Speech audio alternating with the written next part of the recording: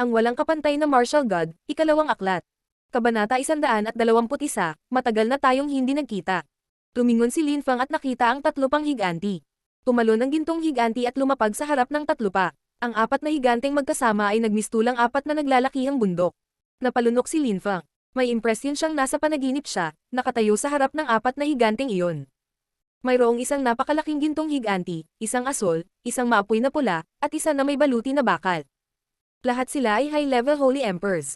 Hindi talaga nagkaroon ng pagkakataon si Lin Fang laban sa kanila. Tumayo ka at papasukin mo siya. Wala kang dahilan para pigilan siyang pumasok. Mahinahon ngunit matatag na sabi ng isang boses. May impresyon si Lin Fang na ito ay isang pamilyar na boses, medyo katulad ng boses ng godly leader, marahil. Ang apat na higanti ay agad na ikinuyom ang kanilang mga kamao at humakbang paatras, na nagbigay ng espasyo kay Lin Fang, huminga ng malalim si Lin Fang, at nawala ang apat na higanti. Nakaramdam ng panatag si Lin Fang. Tumalon siya ng walang pag-aalinlangan. Bumagsak siya sa lupa sa holy place at nakaramdam ng hindi kapanipaniwalang enerhiya. Mayroong maraming mga gusaling bato, mga bundok. Lahat ng tungkol sa kanya ay kamanghamanghang. Dito ba nakatira ang Godly Son? Bulong ni Lin Fang. Dahan-dahan niyang nilaibat ang Holy World. Napakakapal ng chi dito, sapat na kapal para sa daan-daang low-level Holy Emperors na magsanay ng cultivation sa parehong oras. Madali din itong tumanggap ng 5 high-level Holy Emperors. Sa katunayan, dito nakatira ang mga Godly Son. Narinig ni Lin Fang na may masayang sumagot. Masyadong pamilyar ang boses nila, isang mabuting kaibigan niya. Hindi lumingon si Lin Fang, alam niya kung sino iyon. Halika at suntukin ka, masayang sigaw ni Lin Fang. Itinaas niya ang kanyang kamao, tumalikod, at buong lakas itong ibinato. Ang matangkad at matipunong lalaki sa likod ni Lin Fang ay masayang tumawa at pinindot ang kanyang kahoy na stick. Nabangga si Chi at ang protection na layer ng Holy World ay yumanig ng husto. Napabuga si Lin Fang, at umubo ng dugo, nabulunan ng kanyang kaibigan ay napabuga din ng ilang dosenang metro. Nasugatan din siya, pero pareho silang humagalpak ng tawa. Pinunasan ni Lin Fang ang dugo sa kanyang bibig. Inalis ni Yuan Fei ang kanyang kahoy na patpat at tumawa. Masaya silang makitang muli ang isa't isa. Hindi ka pa rin nagbabago, napaka-brutal mo pa rin. Sabi ni Lin Fang, tumawa ng malakas at buong puso. Tumawa kaagad si Yuan Fei, mas malakas pa. Itinaas niya ang kanyang mga kamay, lumapit kay Lin Fang at niyakap siya, masayang sinabi niya. Binata, sa wakas ay umalis ka na sa kontinente ng Siyam na Ulap, napakasamang lugar. 50 taon na kitang hinihintay. 50 taon. Anong nangyayari dito? Sabihin mo sa akin. Nagtataka si Lin Fang. Anong ginagawa ni Yuan Fei dito? Sinabi ni Yuan Fei kay Lin Fang ang lahat. Mabilis na naunawaan ni Lin Fang. Si Yuan Fei ay umalis sa kontinente ng Siyam na Ulap 50 taon bago kasama ang kanyang lolo. Siya ay umalis sa parehong daanan bilang Lin Fang, ang isa sa bundok ng mga bulaklak at prutas. Bago dumating si Lin Fang sa kontinente ng mga Diyos, sinabi sa kanya ng Great Ape Emperor ang tungkol sa kanyang tunay na katayuan sa lipunan. Sa totoo lang, isa siya sa mga potensyal na Godly Son na pinili ng Godly Leader. Siyempre, noon, potential candidate pa lang siya, walang kasiguraduhan. Noong una ay walang pakialam si Yuan Fei at ayaw niyang maging isang Godly Son hanggang sa balang araw ay matalo niya ang Great Ape Emperor. Sinabi niya sa Great Ape Emperor na hindi siya karapat-dapat na maging isang Godly Son. Noon, walang magawa si Yuan Fei para patunayan na mali si Yuan Koi. Kaya, sa wakas ay nagpasya siyang maging isa at talagang nagsanay ng cultivation. Sa wakas, 12 taon na ang nakalipas, nagawa niyang maging half-Holy Emperor at sa gayon ay isang Diyos. Sa isa pang 5 taon, naging low-level Holy Emperor siya, at pagkatapos ay high-level Holy Emperor. Gayunpaman, siya pa rin ang pinakamahina sa lahat ng Godly Son. Masaya si Lin Fang para kay Yuan Fei. Mahirap man sa simula, maganda ang buhay niya ngayon. Sa kanyang talento at lakas, ang pananatili sa kontinente ng Siyam na Ulap ay isang pag-aaksaya ng oras. Si Yuan Fei ay palaging agresibo at brutal. Palagi rin siyang matulungin kay Lin Fang. Naalala ni Lin Fang sa unang pagkakataon na nagkita sila, tinulungan siya ni Yuan Fei at dinala siya sa isang teleportation portal. Hinding-hindi makakalimutan ni Lin Fang ang napakahusay na kaibigan. Lubhang masaya si Lin Fang na magkaroon ng mga kaibigan tulad ni Yuan Fei. Yuan Fei, ang lolo mo ay isa sa 5 Dhammapala. Tanong ni Lin Fang kay Yuan Fei. Sa katunayan, isa siya sa 5 Dhammapala, ang Great Emperor ng Unggoy. Hindi mo siguro alam na noong nakilala mo siya noon, isa lang talaga sa mga clone niya. Ang kanyang tunay na katawan ay nasa kontinente ng mga Diyos sa buong panahon. Paliwanag ni Yuan Fei, nakangiting ng aasar. Tumanggo si Lin Fang. Kung ang Great Ape Emperor ay isa sa 5 Dhammapalas, ang sitwasyon noon ay maaaring mas komplikado kaysa sa kanyang inaakala. Marami sa mga taong nakilala niya ay talagang mga clone. Ngunit noon siya ay masyadong mahina, at hindi niya maintindihan o mapansin ang mga ganoong bagay pa rin. Oh, siya nga pala, Lin Feng, ano ang ginagawa mo dito sa Holy World? Nakakatakot ang apat na makajos na higanti, tama ba? Sabi ni Yuan Fei. Bigla niyang naalala na malamang na nakipagsapalaran si Lin Feng na pumunta rito. Medyo nag-aalala pa nga siya. Siyempre pumunta ako para makita ka. Sinabi sa akin ng godly leader sa isang taong alam kong nandito. Nabanggit din ito ni Sage Xe, ngunit hindi sinabi ang iyong pangalan. Kaya naman, naparito ako upang makita kung sino ang misteryosong kaibigan na iyon, at ikaw iyon. Sabi ni Lin Feng, masayang nakangiti. Nagbago ang ekspresyon ni Yuan Fei at tumango. Wala siyang masyadong sinabi, pero naiintindihan niya. Haha, godly son na si Yuan Fei, narinig ko na narito ang isa sa iyong mga kaibigan, maaari ko ba siyang makita? Mayabang na sigaw ng isang tao. Naramdaman ni Lin Feng ang buong Holy World ng marahas na pagyanig. Maraming tao ang nakaramdam ng inapi at halos malagutan ng hininga. Kumunat ang noo ni Lin Feng nang maramdaman niya ang chi na iyon. Isang cultivator ng tuktok ng high-level Holy Emperor layer. Ang walang kapantay na martial god, ikalawang aklat. Kabanata 122, Paghihiganti. Lin Feng, mayroon akong masamang balita para sa iyo. Sabi ni Yuan Fei, hindi pinansin ng taong kakadating lang at tumawa ng nakakaloko, nakatitig kay Lin Feng. Nang makita ni Lin Feng ang ekspresyon ni Yuan Fei, agad siyang nag-alala. Ano ang gusto niyang sabihin? Gaya ng inaasahan, hindi maganda. Lin Feng, may isa pang godly son na mula rin sa kontinente ng Siyam na ulap, at hindi kanya gusto. Sinira mo ang kanyang buong angkan. Sabi ni Yuan Fei. Hulaan na ni Lin Feng kung sino ito. Ji ba ang family name niya? Tanong niya. Pagkatapos mamatay ni Ji Chang, pinaalis siya ng ninuno ng Ji Clan sa Ji Clan. Hindi ko alam kung paano siya nakarating sa Continent of the Gods, at pagdating ko, nandito na siya. Sabi ni Yuan Fei. Naiintindihan ni Lin Feng. Sinira ni Lin Feng ang buong Ji Clan noon, kaya kinailangan ni Ji Yang na maghiganti. Godly son Yuan Fei, papasok ako kapag wala kang sasabihin. Sigaw ni Ji Yang, proud at galit. Gaya ng inaasahan, si Ji Yang ay pareho pa rin ng iba pang miyembro ng Ji Clan. Sila ay mapagmataas, mayabang, at bastos. Iyan ang mga dahilan kung bakit winasak ni Lin Feng ang buong Ji Clan noon. Subukan at maglakas loob, Ji Yang. Malakas na sigaw ni Yuan Fei. Itinaas niya ang kanyang kaliwang kamay, at lumitaw ang mga gintong ilaw sa paligid ng kanyang kahoy na patpat. Siya ay tumalon pasulong, at ang mga gintong enerhiya ay lumabas habang siya ay nawala. Malinaw na narinig ni Lin Feng ang dumadagandong na pag-usbong ng labanan na nagsisimula sa labas ng Holy World. Nag-aaway ang dalawang godly son. Nag-alala si Lin Feng para kay Yuan Fei, at nagpa siya na umalis sa Holy World. Sa sandaling lumabas si Lin Feng, naramdaman niya ang ilang nakakatakot na enerhiya sa paligid niya. Naglabas si Lin Feng ng explosive forbidden energy para pigilan ang mga enerhiya ni Yuan Fei at Ji Yang na makarating sa kanya. Tumayo si Lin Feng ng mataas sa himpapawid, at nakita ang maraming tao mula sa ibang lugar sa Holy Shrine na sumugod upang panuurin ang laban ni Yuan Fei at Ji Yang. Ito na ang ikapitong beses na nag-away ang dalawang godly son. 5 beses nang natalo si Yuan Fei noon, at minsang pinigilan sila ni Sage Xe, kaya nabubunot ito. Patuloy silang nag-aaway simula nang maging mga godly son. Ito ay palaging pareho. Wala itong kinalaman sa akin. Gusto ko lang manood. Maraming tao ang nag-uusap. Nagulat si Lin Feng nang marinig niya ang mga ito. Tila madalas na nag-aaway sina Yuan Fei at Ji Yang. Alam na nila ang fighting style ng isa't isa ngayon. Sa mga tuntunin ng lakas, ang pagkakaiba sa pagitan ng Yuan Fei at Ji Yang ay hindi ganoon kalaki. Hawak ni Yuan Fei ang kanyang kahoy na stick sa kanyang kaliwang kamay. Isang bagyo ang lumitaw sa kanyang likuran. Parang nahulog mula sa langit ang isang bundok. Ibinato niya ang kanyang stick kay Ji Yang. Hindi nagbago ang ekspresyon ni Ji Yang. Sinisingil niya si Yuan Fei. Ito ay isang nakakatakot na pag-atake. Alam ni Yuan Fei na nasa panganib siya. Si Lin Feng ay may masamang premonition. Si Yuan Fei ay talagang nasa panganib. Yung iba mukhang kinakabahan din. Ang godly son na si Yuan Fei ay muling matatalo. Ngunit sa pagkakataong ito, maaaring masugatan siya ng husto. Nasangkot si Lin Feng. Alam niyang hindi rin niya matatalo si Ji Yang sa ngayon. Gayunpaman, hindi rin siya kayang saktan ni Ji Yang.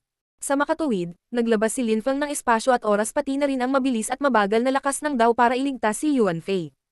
Mabagal. Sumigaw siya. Ang kanyang espasyo at oras daw ay nagwalis.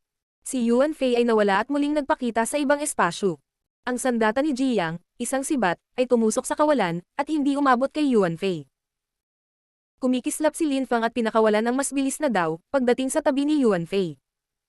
Hinawakan ni Linfang ang kanyang balikat at kinaladkad siya palayo. Ang mga puting ilaw ay kumislap sa kamay ni Linfang. Ang kanyang God Sword ay lumitaw, naging isang puting sinag ng liwanag, at bumaril patungo kay Jiang ng napakabilis. Mukhang galit na galit si Yuan Fei, natalo muli, at nag-aalala siya ngayon para kay Linfang. Sina Jiang at Linfang ay sinumpa ang magkaaway. Kung alam ni Jiang na si Linfang iyon, gagawin niya ang lahat para patayin siya. Malaking pagbabago ang ekspresyon ni Jiang nang makita niya si Linfang. Hindi niya alam kung saan nanggaling si Linfang, ngunit hindi siya mas mahina kaysa kay Yuan Fei. Ngunit sino siya? Naglakas loob siyang lumaban sa isang Godly Son. Nagalit si Jiang. Paano lalaban ang walang sinuman sa isang Godly Son? Inihagis niya ang kanyang sibat sa dibdib ni Linfang. Malamig na ngumiti si Linfang. Sumiksik siya sa harap, hinawakan ang kanyang God Sword at ibinato muli kay Jiang, sa pagkakataong ito ay tinutukan ang ulo. Hindi sanay si Jiang na lumaban kay Linfang, kaya nawalan siya ng bisa. Gayunpaman, alam ni Linfang na si Jiang ay magiging destabilized sa maikling panahon lamang, at mabilis na masasanay sa kanyang mga pag-atake. Ngunit gumana rin ito para kay Linfang. Mabilis din siyang nasanay sa fighting style ni Jiang. Makakaisip din siya ng mga bagong paraan para talunin siya. Hindi kilala ni Jiang si Linfang, na nagsimulang pilitin ng Godly Son na umatras. Ang mga tao ay namangha, ang kanilang mga mata ay dilat at kumikinang sa interes. Sino? Siya. Napakalakas niya. Oo naman diba? Maaari niyang pilitin ang Godly Son na si Jiang na umatras. Kaya niyang ipagmalaki ang sarili niya. Siya ay dapat na kaibigan ng Godly Son na si Yuan Fei. Si Linfang, ang kakapunta lang sa Holy World. Ano? Siya. Siya si Linfang, yung nakatalo sa anak ni Sage Shui. At sino ang tumangging isulat ang kanyang pangalan sa plato ng bato ng mga bayani? Nagtatakang tanong ng isang binata. Tumingin sa kanya ang isang medyo may edad na lalaki at tumango. Ang binata ay tumingin kay Linfang ng may paghanga. Nagpatuloy ang pag-uusap ng mga tao. Narinig ni Jiang ang ilan sa kanila, at nagsimulang uminit ang kanyang mga pisngi at tainga. Biglang kumulo ang buong chi niya. Galit na galit siyang tumingin kay Linfang. Ang pangalan mo ay Linfang. Tanong ni Jiang, nagngangalit ang kanyang mga ngipin. Ang kanyang ekspresyon ay mukhang kasuklam-suklam at mabangis. Si Yuan Fei ay may masamang premonition, at labis na nag-aalala. Gaya ng inaasahan, mabilis na naunawaan ni Jiang kung sino siya. Napansin ni Linfang na mukhang nag-aalala si Yuan Fei. Ngunit si Linfang mismo ay mukhang kalmado at nakolekta. Sinira niya ang Ji-clan, at ngayon, isang inapo ng Ji-clan ang gustong ipaghiganti ang kanyang clan, kaya walang choice si Linfang kundi ang lumaban sa kanya. Continent of the Nine Clouds, Linfang. Deklare ni Linfang, itinaas ang kanyang God Sword. Tumayo siya 100 metro ang layo mula kay Ji-chang. Siya ay tuminging mahinahon, at ngumiti pa. Nang makita ni Ji-chang ang ngiti ni Linfang, galit na galit siya. Noon, isinakripisyo ng ninuno ng Ji-clan ang kanyang sarili para iligtas si Ji-chang at tulungan siyang makatakas. Lahat ng iba pang miyembro ng kanyang angkan ay nawasak. Si Ji-chang, ang kanyang kapatid, ay dating champion sa Champion University, at itinuturing siya ng mga tao doon bilang isang Diyos. Si Linfang ay naging estudyante sa Champion University at kinuha niya ang lahat ng mayroon si Ji-chang sa buhay, at pagkatapos ay pinatay siya. Hindi mapapatawad ni Jiang ang gayong kaaway. Kailangan niyang patayin siya at ipaghiganti ang kanyang pamilya. Siyempre, walang sino man ang maaaring pamuna kay Linfang sa kanyang ginawa. Kung hindi niya sinira ang Ji-clan, nawasak ang Tiantai at Champion University. Ang kanyang mga asawa ay ginahasa at pinatay, pati na rin. Sa makatuwid, hindi pinagsisihan ni Linfang ang kanyang ginawa. Siya ay naging isang kampyon at pinrotektahan ang kanyang mga tao. Linfang, ngayon, kailangan kitang patayin. Galit na sigaw ni Jiang. Itinaas niya ang kanyang sibat at itinaas ang kaliwang kamao, naging isang sinag ng liwanag. Matapang niyang sinumpa si Linfang. Isa lang ang posibleng resulta sa labanang ito. Ang isa sa kanila ay mamamatay. Hinatak ni Linfang ang mahabang mukha. Alam niyang nasa panganib siya. Ang walang kapantay na martial god, ikalawang aklat. Kabanata 123, malubhang pinsala ni Linfang. Gusto mo akong patayin? Sige, sa tingin mo hindi kita kayang patayin. Tumisi si Linfang pabalik. Inilabas niya ang kanyang kamao. Gamulong palabas ang Demon Chi habang naglalabas din siya ng sumisip-sip na lakas. Ang kanyang itim na demonyong si Chi ay nagpa-atras sa maraming tao sa kanilang paligid. Ang mga mata ni Jiang ay namumula sa puot. Gusto niyang patayin si Linfang higit sa anuman. Kung hindi niya papatayin si Linfang, hindi siya makakapagpahinga sa kapayapaan. Itinaas ni Jiang ang kanyang sibat at sumigaw ng paputok. Lumipad siya nang hindi nakikita ng mabilis patungo sa dibdib ni Linfang, ang kanyang sibat ay naglalabas ng matalim na liwanag. Mapang-api ang kapaligiran. Nanatiling nakatutok si Linfeng, itinaas ang kanyang kaliwang kamay, at lumitaw ang isang chessboard. Mabilis na umikot ang kanyang chessboard, kumikislap ang mga ilaw. Naglalaman ito ng Star at Space Chi, at isang makapal na deployment spell na Chi. Nanatiling kalmado si Linfeng at nakikita niya ang lahat. Ang kanyang chessboard ay ang Celestial Evolution Chessboard. Isa ito sa 3 pinakamahalagang kayamanan ng Celestial Evolution Holy Clan. Ang deployment spell Chi na nilalaman nito ay napakatakas. Sinimulan niyang gamitin ang kanyang Great Hidden and Silent Deployment Spell. Ang mga bituin ay kumikinang. Mabilis na umikot ang chessboard, naging shuttle. Huminto ito sa taas sa ere. Inilabas ni Linfeng ang dimensional pati na rin ang deployment spell na Chi. Napasulyap si Jiyang sa Celestial Evolution Chessboard, nagulat. Malinaw na alam niya kung ano ang Celestial Evolution Chessboard, ngunit ano. Walang makakapidyo sa kanya na patayin si Linfeng. Kailangan niyang ipaghiganti ang kanyang angkan. Galit na sigaw ni Jiyang, itinaas ang 2 kamay at muling sumulpat sa unahan, ibinato ang kanyang sibat. Nag-strike ito sa kalangitan, naging kasing laki ng bundok. Naglalaman ito ng napakapang apeng Chi, tulad ng isang napakabigat na bundok na lumilipad patungo sa Linfeng sa hindi kapani-paniwalang bilis. Pressure. Dinuraan si Jiyang, ang kanyang sibat na kumikilos ng kasing bilis ng kidlat, diretso sa dibdib ni Linfeng. Ito ay napakabilis, ito ay lampas sa imahinasyon. Nakita ni Linfeng ang sibat na palapit ng palapit. Naramdaman niya ang pressure. Iyon ay isang godly imperial weapon, at naglalaman ng hindi kapani-paniwalang enerhiya. Nagtagilid si Linfeng. Ang kanyang Celestial Evolution Chessboard ay nagpatuloy sa pag-ikot ng napakabilis. Naging ilusyon ng espasyo sa paligid nito. Isang nakamamatay na Chi ang mabilis na sumulpat patungo kay Jiyang. Mabilis na nagbago ang ekspresyon ni Jiyang. Nagsagawa ng deployment spell si Linfeng nang hindi niya napapansin. Galit na galit siyang sumigaw at inilabas ang kanyang kamay, binitiwan si Chi at pinutol ito sa sibat. Biglang gumalaw lalo ang sibat. Inilabas ni Linfeng ang kanyang kamao nang may nakamamatay na puwersa. Humina ang sibat, ngunit tumusok pa rin sa kanyang kaliwang bisig. Kumalat sa hangin ang mga kaluskos at luhang tunog. Tumagos ang sibat, tumutulo ang dugo mula rito. Mapanghamong sumigaw si Linfeng habang naglalabas ng ipinagbabawal na lakas, muling sinuntok ang sibat. Ang sibat ay isang espiritual na sandata at lubhang na pinsala si Linfeng ay malubhang na sugatan din. Kinagat niya ang kanyang mga ngipin at inilagay ang kanyang kamay sa kanyang sugat. Patuloy ang pagtulo ng dugo. Si Linfeng ay hindi gaanong nasugatan sa loob ng 100 taon, hindi bababasa. Si Jiyang ay mukhang malungkot at masaya sa parehong oras. Kinuyam niya ang kanyang kamao at pagkatapos ay sinugod si Linfeng, ang kanyang mga mata ay puno ng layuning pumatay. Nag-ambala siya ng mga pagsabog sa hangin sa itaas niya, na umuubo ng dugo. Nasugatan din siya, ngunit hindi siya tumigil sa pag-atake. Sinuntok niya si Linfeng. Kailangan niyang patayin siya. Nagigting si Linfeng at nag-flash palayo, naghahanda para sa huling sagupaan. Ngunit sa sandaling iyon, isang matangkad at matibay na silweta ang tumalon sa kanyang harapan. Yuan Fei. Asar, asar, asar.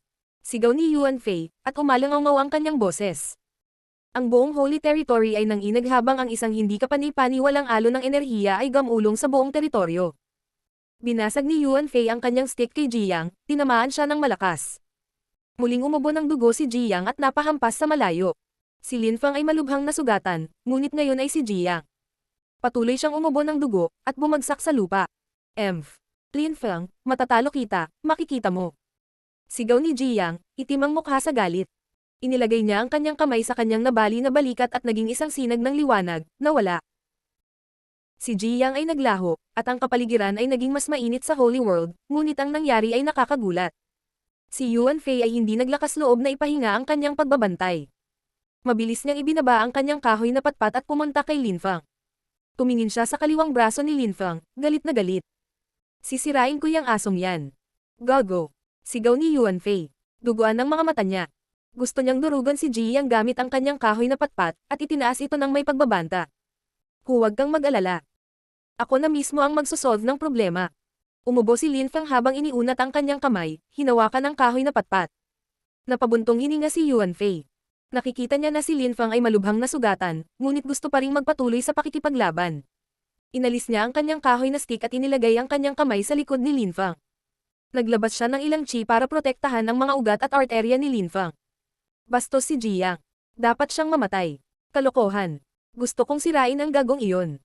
Patuloy na nagmumura si Yuan Fei. Hinawakan niya si Linfeng at pareho silang naging isang sinag ng liwanag, pabalik sa Holy World ni Yuan Fei. Muling tumahimik ang paligid, ngunit sobrang nakakaloka ang nangyari. Dalawang godly son ang nag-away, at nasangkot si Linfeng. Napakaganda ng labanan ni Linfang at Jiyang. Si Linfang ay umasa sa kanyang sariling lakas upang labanan si Jiyang. Kahit na si Jiyang ay nasugatan lamang sa dulo, ang deployment spell ni Linfang ay naging maayos din sa kanya. Si Linfang ay isang bagong high-level Holy Emperor, at si Jiyang ay isang cultivator sa pinakatuktok ng high-level Holy Emperor layer. Pinatunayan nito kung gaano kalakas si Linfang. Kaya niyang ipagmalaki ang sarili niya. Siyempre, iyon lang ang naisip ng karamihan. Kung alam nila na pinatay ni Linfang ang buong clan ni Jiyang noon, ano ang magiging reaksyon nila? Ito ay isang hakbang paatras, bagaman. Noon, walang kahit isang miyembro ng Ji-clan ang maaaring magdulot ng pananakot sa kanya. Ngayon si Jiyang ay naging isang godly son, at nasaktan siya ng husto. Iniisip ngayon ni Linfang na kailangan niyang maging mas malakas sa lalong madaling panahon.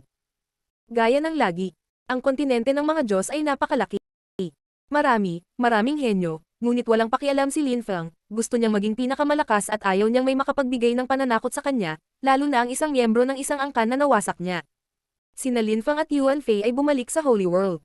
Nagpa siya si Linfang na magnilay sa pag-iisa para gumaling. Hindi siya inistorbo ni Yuan Fei. Pinagbawalan niya ang sino man na pumasok sa sikretong silid kung saan niya inilagay si Linfang. Kung hindi, papatayin niya sila. Masaya si Yuan Fei na makitang muli si Linfang, ngunit galit na galit dahil kay Jiyang. Yuan Fei, kumusta si Linfang? Tanong ni Song Zuang, biglang sumulpat sa tabi ni Yuan Fei. Nang makita ni Yuan Fei si Song Zuang, bigla siyang ngumiti, ngunit sumulyap sa pintuan ng sikretong silid at sinabi. Siya ay nasugatan ng husto. Siya ay nagmumuni-muni sa pag-iisa. Narinig ko na sina Jiyang at Linfang. Hindi natapos ni Song Zuang ang kanyang pangungusap. Si Jiyang ay isa sa sinumpaang kaaway ni Linfang. Bumalik sa kontinente ng siyam na ulap, winasak ni Linfang ang kanyang buong angkan. Sabi ni Yuan Fei sa kanya. Ang ekspresyon ni Song Zuang ay lubhang nagbago. Napagtanto niya kung ano ang nangyayari, at umiling. Maaaring napakalupit ni Linfang. Hindi niya alam ang tungkol dito noon pa. Gayunpaman, kumbinsido siya na hindi ginawa ni Linfang ang ganoong bagay nang walang ingat. Kung hindi muna na-provoke ng Ji-clan si Linfang, malamang na hindi niya sisirain ang kanilang clan. Hindi na kailangan pang sabihin sa akin. Maghintay hanggang sa bumalik si Linfang. Kung may gustong itanong sa akin si Linfang, sana ay magtanong siya. Bulong ni Song Zuang. Umupo siya sa isang upuang bato. Tumingin si Yuan Fei kay Song Zuang at pagkatapos ay sinulyapan ang sikretong silid sa likod nila nang walang sinasabi. Gayunpaman, kumbinsido siya na hindi hahayaan ni Linfang na matalo siya ng sinuman. Minsan na siyang nasaktan ni Jiyang, hindi na magkakaroon ng pangalawang pagkakataon. Dahil siya si Linfang. Ang walang kapantay na martial god, ikalawang aklat. Kabanata 124, nahuli si Hao Qinglin. Sa loob ng kalahating oras, alam ng lahat ang tungkol sa labanan nina Linfang at Jiyang sa supernatural region. Maraming tao ang hindi gaanong nakakaalam tungkol kay Linfang sa simula, ngunit ngayon ay nagsisimula na siyang kilalanin pagkatapos maging Holy Fifth at pumatay ng isang Holy Cultivator ng Holy Shrine ng espiritual na rehiyon. Mabilis na kumalat ang pangalan ni Linfang, kabilang ang sa spiritual region. Siya ay naging sikat. Naalala ng mga tao ang kanyang pangalan. Sa spiritual region, naalala lang ng mga tao si Linfang dahil pinatay niya si Holy Lengmian. Marami na ang napupuot sa kanya at gustong ipaghiganti ang pagkamatay ng kanilang Holy Cultivator. Nakaramdam sila ng kahihiyan. Siyempre, may ilang mga pagbubukod din. Ang ilang mga tao ay natuwa at nagulat nang marinig nila ang pangalan ni Linfang. Sa labas ng Holy Shrine ng spiritual region ay may dalawang lalaki. Ang isa sa kanila ay nakasuot ng puting damit at may hawak na sibat. Ang isa naman ay may kulay asul na damit at eleganteng tingnan. Pinag-uusapan nila si Linfang at mukhang masaya. Brother, Linfang, si Linfang talaga. Sabi nung lalaking nakablo na damit sabay ngiti sa naka-white na damit. Mukha silang tuwang-tuwa at masaya na marinig ang tungkol sa kanya. Haha, saglit lang dito ang binata at nanggugulo na. Usually, kailangan nating magbigay galang kay Lengmian at iba pa, tapos ngayon pinatay niya. Sabi ng lalaking nakaputing damit. Mukha siyang masaya. Brother, pumunta tayo sa supernatural region at tingnan natin ang ating kapwa alagad. Baka makakita pa tayo ng iba. Sabi nung lalaking naka-blue na damit. Ang isa naman ay mukhang nagulat, ngunit sa huli ay tumanggo rin. Sige, pumunta tayo sa supernatural region, kung gayon. Tara na, bumangon ang dalawa sa himpapawid at lumipad sa direksyon ng supernatural region. Ngunit sa sandaling umangat sila sa himpapawid, biglang sumulpat sa likuran nila ang isang lalaking may malamig na mukha. Narinig niya ang dalawang lalaki at galit na galit, ang kanyang mga mata ay nagniningning na pagpatay na layunin.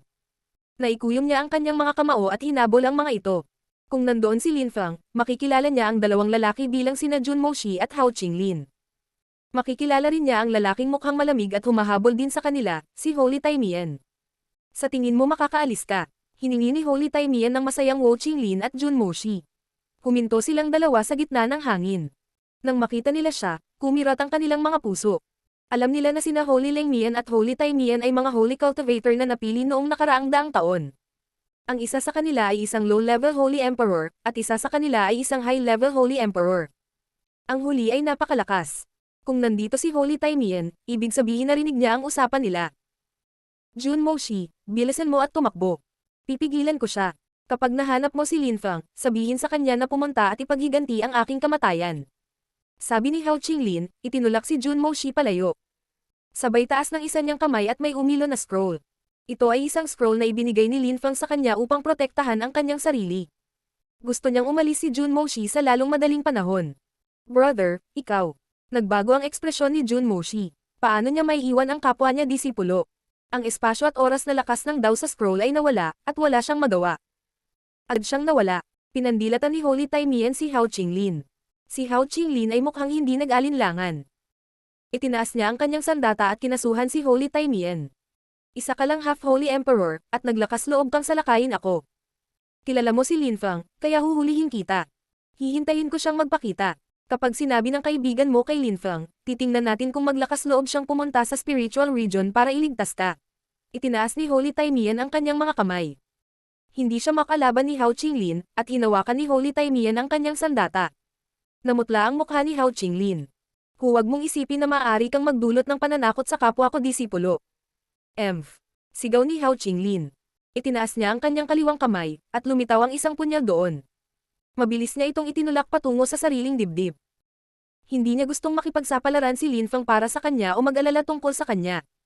Hindi na siya binigyan ni Holy Taimian ng oras na magpakamatay, at mabilis na hinawakan ang punyal, malamig na ngumiti. Wala kang magagawa, maliit na half-Holy Emperor. Haha. Itinaas ni Holy Taimian ang kanyang kaliwang kamay at isang mabangis na ahas ang sumugod kay Hao Qinglin, binalot siya at hinigpitin. Napahiyaw si Hao Qinglin. Narinig siya ng mga tao kilometro ang layo. Ang kanyang sigaw ay nagpagulo ng buhok ng mga tao. Ikukulong kita ng kalahating taon. Kung hindi pumunta si Linfang sa spiritual region sa loob ng kalahating taon, ikaw ang papatayin ko sa halip na siya. Sabi ni Holy Taimian. Ipinatong niya ang kanyang kamay kay Hao Qinglin at ginawa siyang mawala, bago siya nawala rin.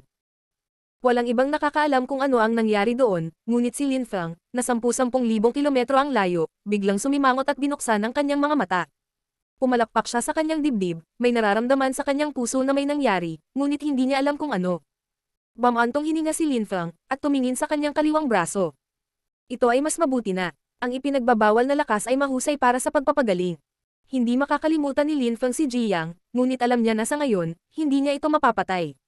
Kahit na siya ay sapat na malakas, ano ang magiging reaksyon ng godly leader at ng buong holy shrine kung papatayin niya si Jiyang, isang godly son?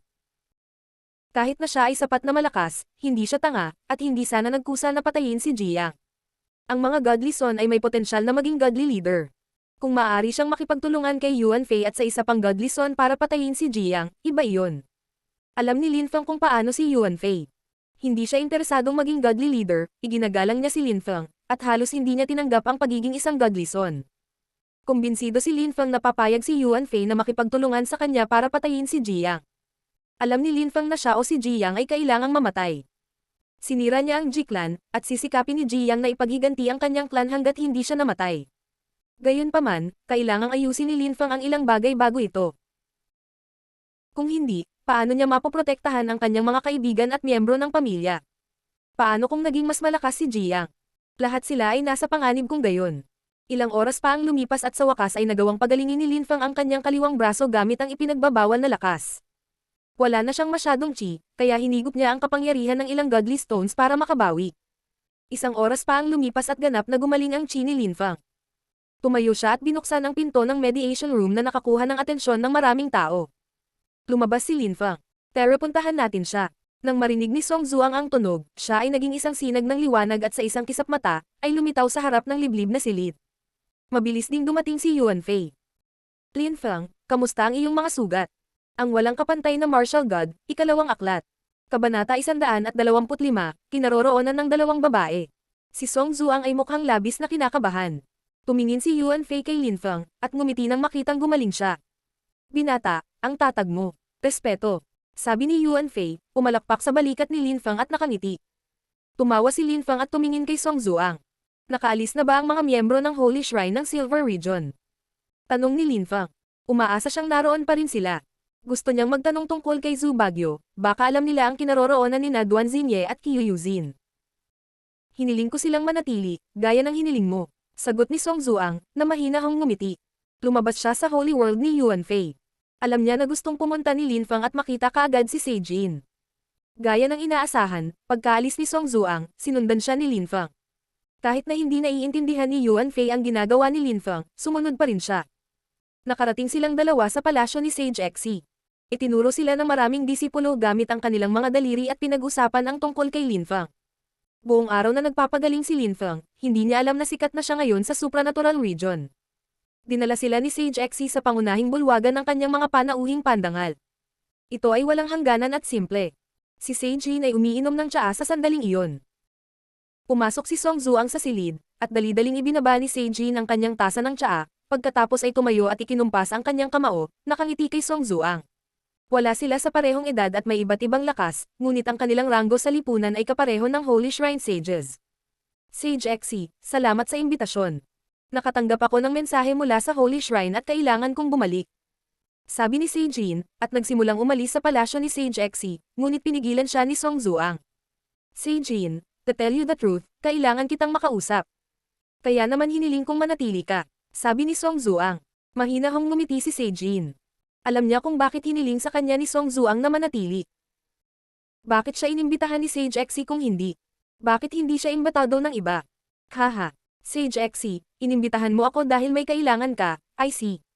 Sabihin mo sa akin kung paano kita matutulungan. Huwag kang mahiya.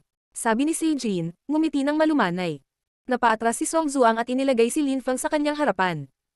Sumimangot si Seijin at tumingin kay Linfeng. Ito ba ang binata na nagdulot ng gulo? Napatay niya si Holy Lengmian at nakipaglaban sa isang godly son ng Holy Shrine ng supranatural region. Pareho silang nasaktan. Interesado si Seijin sa mga pakikipagsapalaran ni Linfeng.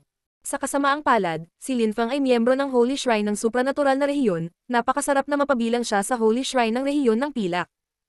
Guro, may itatanong sana ako sa iyo. Mangyaring sabihin sa akin ang totoo. Sabi ni Linfeng, nakayuko ang kamay sa ibabaw ng kamao. Mukha siyang kinakabahan. Nag-aalala si Linfeng tungkol sa kaligtasan ng dalawa sa kanyang asawa. Kailangan niyang malaman kung nasaan sila, at gusto niyang mahanap sila sa lahat ng paraan. Sa una ay masaya si Seijin na kausapin si Linfeng ngunit ang ekspresyon ng huli ay nagpakaba sa kanya. Ano ang gusto ni Linfeng? Gayunpaman, magiliw na ngumiti si Seijin at tumanggo. Sige. Sasabihin ko sa iyo ang nalalaman ko. Maraming salamat, guro. Alam mo ba ang tungkol sa Zhu Bagyo? Kinakabahang tanong ni Linfeng. Si Seijin ay namangha. Si Linfeng ay hindi pa nakapunta sa Silver Region, at wala siyang kakilala mula sa Silver Region. Paano niya malalaman ang Holy Woman ng Holy Shrine? Linfeng, sabihin mo sa akin ang totoo, paano mo nakilala si Zhu Bagyo? Tanong ni Seijin, nakasimangot. Masaya si Linfeng. Ang tugon ni Seijin ay nagpatunay na bumalik si Zhu Bagyo sa rehiyon ng Pilak. Baka nandun ang mga asawa niya. Master, hindi naman importante. Sabihin mo lang kung may kasama siyang dalawang magagandang babae. Pareho silang malamig at hiwalay. Sabik na tanong ni Linfeng. Mukhang naguguluhan si Seijin, ngunit hindi niya masagot ang tanong ni Linfeng. Si Zhu Bagyo ang Holy Woman ng kanilang Holy Shrine, maraming magagandang babae ang kasama niya. Linfeng, si Zhu Bagyo ay ang Holy Woman ng ating Holy Shrine, kaya syempre maraming magagandang babae sa kanyang tabi. Hindi ko alam kung ano ang sasabihin ko sa iyo. Baka kasama niya yung dalawang babaeng hinahanap mo. Matapat na sabi ni Seijin. Si Linfeng ay halatang bigo. Nang makita ni Seijin si Linfeng na mukhang dismayado, ngumiti siya at sinabi.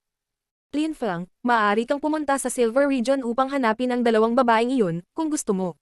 Hindi. Hindi makakaalis si Linfeng sa ngayon. Sabi ni Song Zuang, na ikinagulat ni Linfeng at Seijin.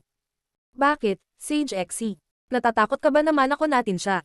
Tanong ni Seijin na may nakakatuwang ngiti. Napangiti si Song Zuang at sinabing. Linfeng, hindi ka makakapunta sa Silver Region. Sinaktan mo ang mga miyembro ng Holy Shrine ng espiritual na rehiyon. Kung lalabas ka, baka maarang at atakihin ka nila. Sabi ni Song Zuang. Nag-aalala siya. Naantig si Linfeng na nagmamalasakit si Song Zuang sa kanya. Pinatunayan nito na magkaibigan sila. Gayunpaman, hindi natatakot si Linfeng sa panganib. Kung hindi siya nakipagsapalaran sa buhay, hindi siya magiging kung sino siya. Hindi sana siya naging Diyos sa kontinente ng siyam na ulap. Song Zuang, naiintindihan kong nag-aalala ka, pero kailangan kong hanapin ang mga asawa ko, mahalaga sila sa akin. Kailangan kong umalis. Sabi ni Linfeng. Nanatiling tahimik si Sage Xe. Walang sinabi si Yuan Fei, ngunit kung magpasya si Linfeng na pumunta sa Silver Region, susunod siya. Hindi niya maaaring hayaan ang kanyang kaibigan na harapin ang panganib ng mag-isa, at siya ay magiging masaya na pumunta sa isang paglalakbay. Linfeng, maaari akong sumama sa iyo at protektahan ka. Hehe. Masayang sabi ni Yuan Fei, humagalpak sa tawa. Sumulyap si Seijin kay Yuan Fei. Hindi niya ito kilala, kaya tumingin siya kay Song Zuang. Seijin, isa ito sa tatlong Godly Son na si Yuan Fei. Pakilala sa kanya ni Song Zuang, matiyagang nakangiti. Nagulat si Seijin, agad na yumuko ang kamay sa ibabaw ng kamao. Pagbati, Godly Son. Kehe, ang matandang ito ay mahilig sumunod sa mga kombensyon. Pero gusto ko siya. Haha. Sabi ni Yuan Fei, tumawa ng malakas.